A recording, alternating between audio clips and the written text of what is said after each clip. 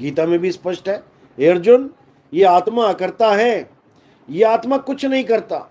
जो कुछ भी इस दुनिया में होता है 5 तत्व 25 प्रकृति 3 गुण मन और माया के द्वारा होता है। लेकिन जीव को ये भ्रम रहता है कि सब कुछ करने वाला मैं ही हूं, इसलिए ये भोग यून में आता है और भोगता है। तो अब क्या करना है, अब हमने तन मन, हमने इंद्री माया, हमने भाव, इन सब से परे हो जाना है। भावातीत हो जाना है, इंद्रियतीत हो जाना है, मन मायातीत हो जाना है, कायातीत हो जाना है। हर चीज से परे होके अपने सत्य स्वरूप को जानना है। हमारा जो सत्य स्वरूप है और परमात्मा का सत्य स्वरूप है, ये दोनों एक ही हैं। ये इनमें कोई फर्क नहीं है, बिल्कुल भी फर्क नहीं है। बस कहाँ पे फर्क बना बैठे हैं, क्योंकि हम अपना स्वरूप भूल गए हैं, इसलिए हम परमात्मा का स्वरूप भी नहीं याद रख पाए। अपना स्वरूप भूल जाना ही परमात्मा का स्वरूप भूल जाना है। अब हम अपने आप को आदमी औरत मान बैठे, अब हमें परमात्मा भी आदमी और औरत ही चाहिए। हम राम जी की पूजा करने लगे, हम श्याम जी की पूजा करने लगे, ये मान के कि ये परमात्मा है। क्यों? क्योंकि हमने अपने आप को आदमी औरत मान लिया, तो हमें भगवान भी आदमी और औरत जैसे ही चाहिए। लेकिन गीता में बिल्कुल स्पष्ट कर दिया गया कि हे अर्जुन, तू मैं और ये राजा महाराजा, हम ऐसे नहीं है जैसे दिखाई दे रहे हैं। हम ये शरीर नहीं है, हम आत्मा हैं, आत्म तत्व हैं हम। शरीर तो हमारे कपड़े हैं, जीव बने बैठे हैं कपड़े ओढ़ के। एक दिन ये कपड़े फट जाएंगे, एक दिन ये कपड़े बिखर जाएंगे, एक दिन ये कपड़े गल जाएंगे। इनके फटने से गलने से हम नहीं गल गए, हम नहीं फट गए, क्योंकि हम अजर अमर अविनाशी हैं। तो क्या करना है, अब हमें ऐसे गुरु की शरण में जाना है जो हमें आत्मा का ज्ञान समझाए, जो हमें आत्म तत्व का भेद बताए, जो हमें काया से परे, माया से परे, इंद्रियों से परे उस आत्म तत्व का भेद समझाए, ताकि हम अपने ध्यान को उस आत्म तत्व में लगा के सदा सदा के लिए आत्मा ही हो सके।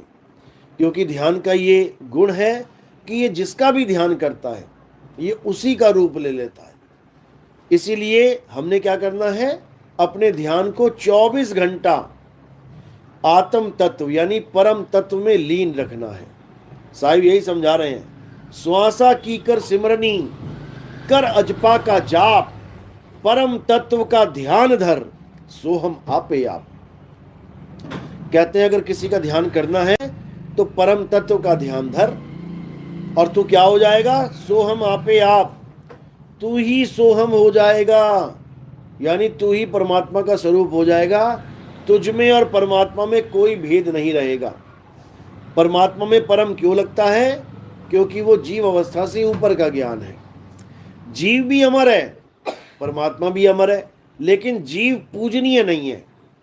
जीव अज्ञानता का नाम है। जीव का मतलब क्या है, जो अपने आप को आदमी और औरत समझे वो जीव है।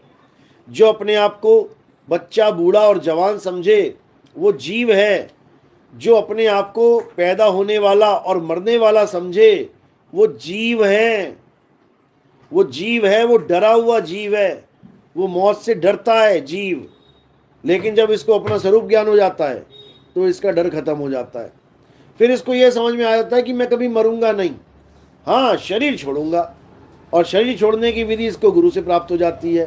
तो ये 24 घंटे शरीर को छोड़ने की क्रिया में लग जाता है। 24 घंटे ये एक ही क्रिया में लगता है जिसे कहते हैं काया से रहित हो जाना, यानी देह से विदेह हो जाना। अब ये 24 घंटे अपनी सूरत को एकाग्र करके अपने गुरु के बताए हुए स्थान पे, अपने गुरु के बताए हुए नाम पे, अपने गुरु के बताए हुए शब्द पे लगाना शुरू कर देता है। इसी को कहते हैं निशाना साधना, यानी ध्यान का निशाना आत्म तत्व में साधने लग जाता है। तो साहिब समझा रहे, निशाना कोई मारे संत सुजान, यानी जिसका निशाना जहां लगेगा वही गति प्राप्त हो जाएगी। इसीलिए बोला अंतमता सोगता। तो अब क्या करना है, अब हमें क्या प्राप्त करना है पहले ये जान लो। आत्मा सत्य है, आत्मा को छोड़ के सब असत्य है।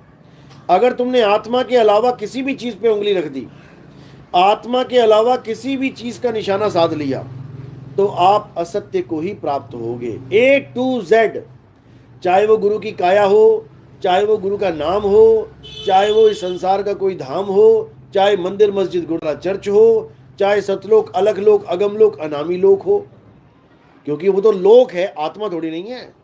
और सत्य क्या है? केवल आत्मा सत्य है, लोक सत्य नहीं है। क्यों? क्योंकि लोक बनते और बिगड़ते हैं, आत्मा कभी बनती और बिगड़ती नहीं है। तो जो बन जाए और बिगड़ जाए वो असत्य है, जो कभी ना बने कभी ना बिगड़े वो सत्य है।